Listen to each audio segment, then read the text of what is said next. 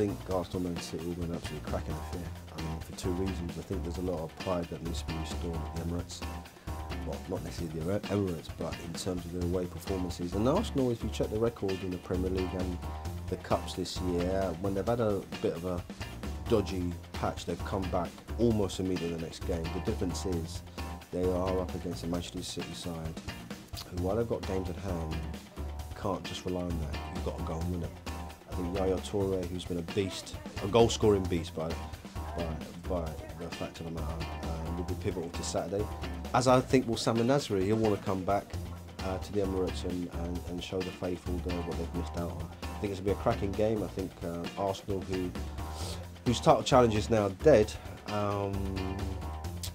because they've performed in the comfort of the Emirates generally and haven't been able to replicate that away from home. So I expect Arsenal to give City a game. I think this one will end up as a draw. On Sunday, I wouldn't want to be a Tottenham defender facing the might of Suarez, Sturridge and young Raheem Sterling. And I've got to give a shout out as well to young Jordan Henderson. He's taken lots of abuse. I think Sir Alex Ferguson and others have had their say about him, but he's been pivotal to the Liverpool landscape. I think that's going to be a good game. I don't think it's going to be the 4-goal conclusion that a lot of people think it is. You know, they look at maybe Tottenham's defensive frailties up against Liverpool's strike force.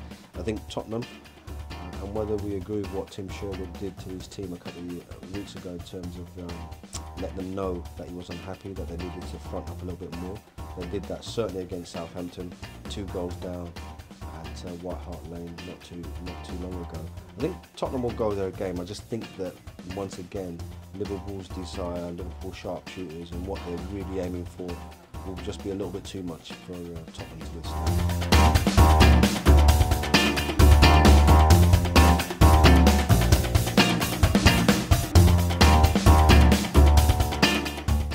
I think so. I think that the weak link of that top 4 is obviously Arsenal. But as we stand right here and now, before the next round of fixtures, they have a game in hand over 5th place Tottenham.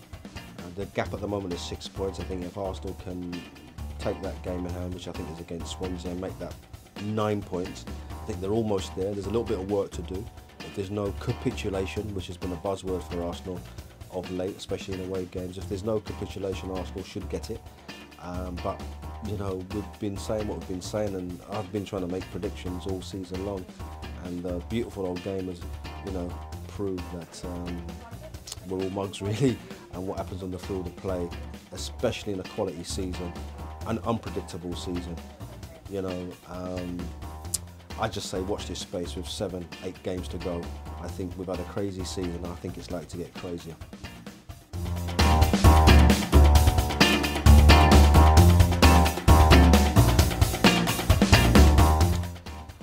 I think West Brom Cardiff is a real right down to the fingernails. I think West Brom will sneak that. I think home advantage will be important.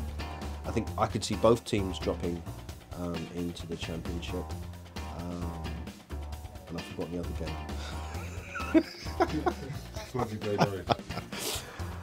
Swansea Norwich.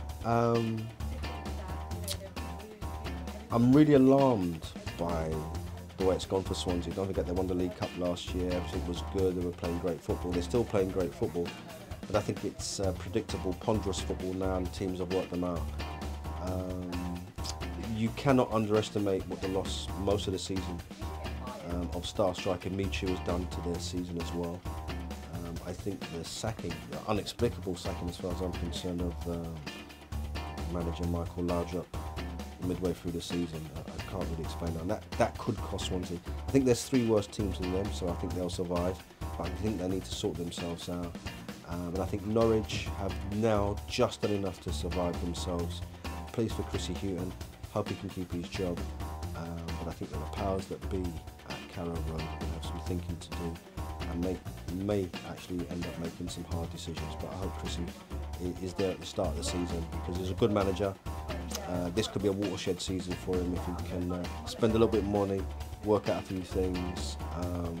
It'd be nice to see him set fair for the start of season 2014-2015.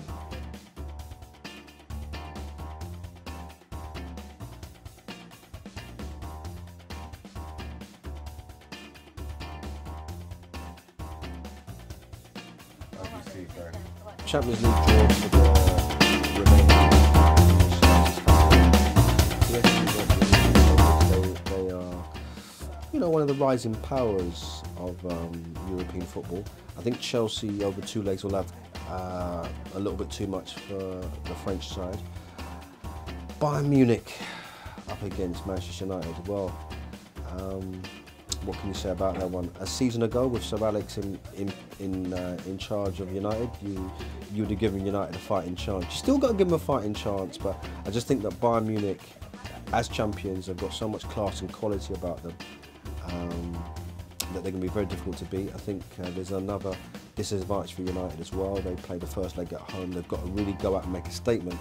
And it's when you try to express yourselves and force the pace against teams like Bayern that they end up scoring either a goal or 2 or 3, and in effect that the tie could be dead if that happens. I think what United need to do is obviously try and win the home leg, or certainly stay in the tie without conceding too many goals. But it's going to be a very, very difficult chance that they're going to have to take.